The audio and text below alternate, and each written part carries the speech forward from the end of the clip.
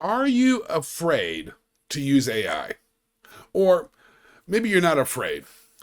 Maybe you hesitate to use it for your professional responsibilities. And trust me, you are not alone in this. So, we're going to look at 4 different types of hesitation around AI use. And then I'm even going to show you some simple AI strategies to help mitigate each one. Let's get started.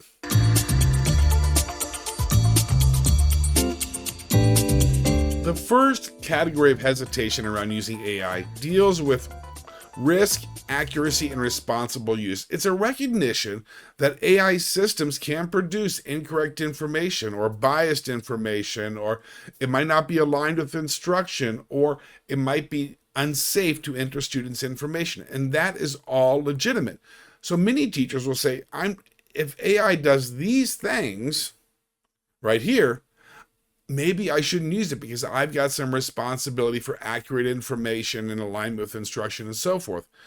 So there are 3 simple strategies. The first is use approved tools and learn how to use them well, basically.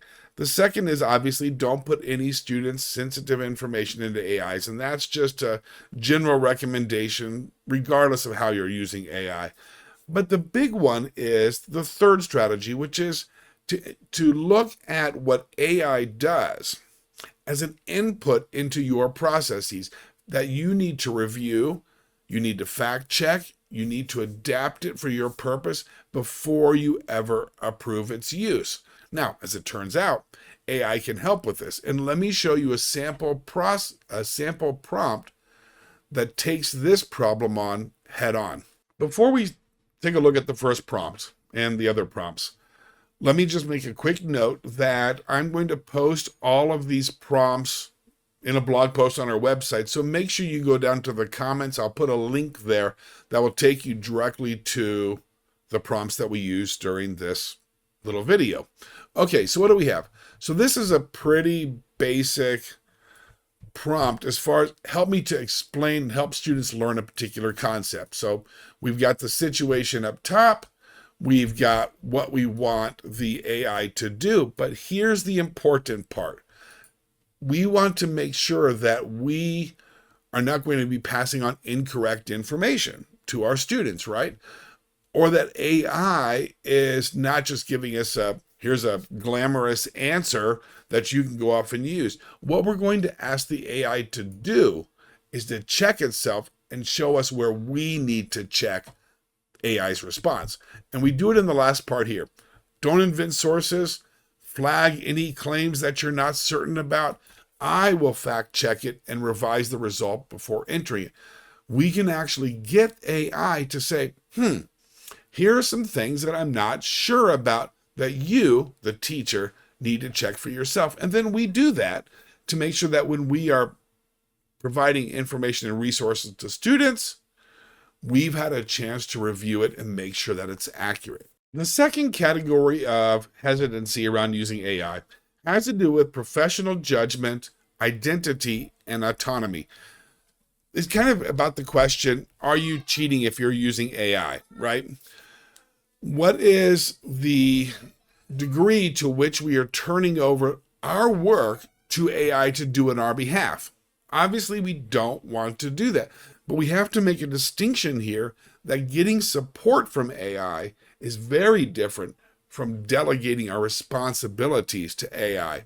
So there's 2 things that we really want to do here to address these problems. The first is to make sure we're not asking for decisions. We want the AI to provide options that we then decide on. We, the teachers, need to stay firmly in control of the process and not give it away. Let's see how we get AI to do that. Okay, here is our second prompt. We're going to ask the AI to work as a brainstorming partner, not a decision maker, which you see right there at the beginning of the prompt.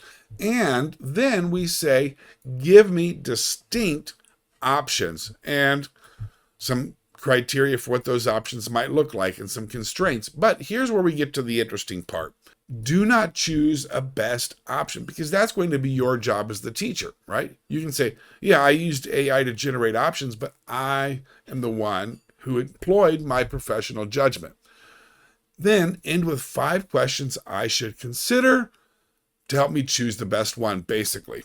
There is a fear that by getting AI to help us with our professional responsibilities, we weaken our interactions, we weaken our relationships with our most important stakeholders, our parents and their students.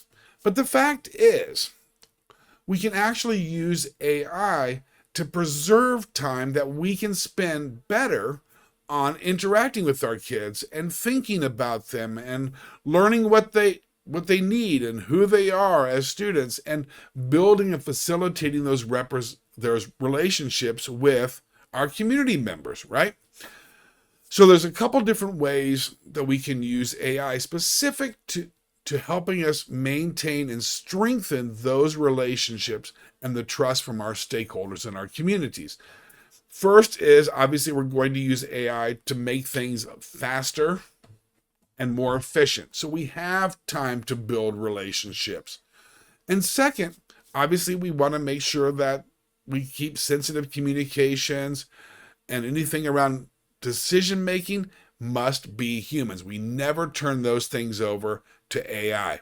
Let me show you how we can specifically get AI to facilitate relationship building. And we'll use an example of a letter to parents.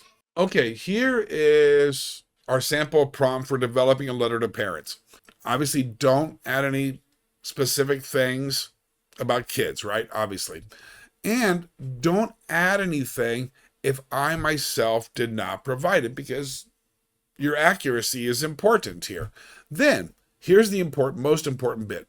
Mark places with personalize, where I can add my own voice, my own details, and then think through this. Tell me what kinds of information I might put in those areas, because this is coming from you. So it has to be specific to your voice, your details, your information, and what you're trying to accomplish. The fourth category of hesitation is time, confidence, and psychological safety. And it's really two things. It comes down to two things. First is, I ain't got time to learn something new. So that's a real fear, right?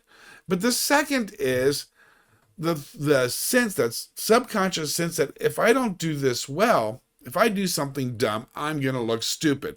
I don't feel psychologically safe, so I'm simply going to avoid it altogether. Well, there are some strategies. The first is, do something simple, right? Don't take on big, complex tasks and, entire unit work plans and flows and all that. Find something simple that you do on a regular basis, and try, and then retry, and then try again until you're able to get the AI to assist you with that task. That's how we learn new things. But along with that is the mindset that what AI provides you, you type in, hey, please do this for me, that's it. You're done. And the draft that you get is as good as it's going to get. No, you have to think about that first output as simply a draft that's going to need some refinement. It's not a test of your competency. Here's our fourth prompt. And what I chose is something that every teacher does, quite likely multiple times during the week. A very short, quick, simple task that we do regularly and just takes up way too much time. So here, give me an exit ticket, a little formative assessment, in this case, 9th grade English lesson on these. Then, what do we want it to look like? So we've got our context. We've got very specific instructions on what we want it to produce. And we even put a little passage in there that the formative assessment will be used for. We can put in just about any kind of information or details there. The point is, this little assessment that looks like this, based on this information here. Very simple. But here comes your judgment again. I will review the results for clarity, alignment, accuracy, and accessibility before use. The main point really isn't about being comfortable with AI. That's not the goal, just to become comfortable with AI. The objective is making sure that you are best able to fulfill your professional responsibilities. Not best able at using AI, but best able at being the best teacher that you can be. I hope you found this useful. Take care.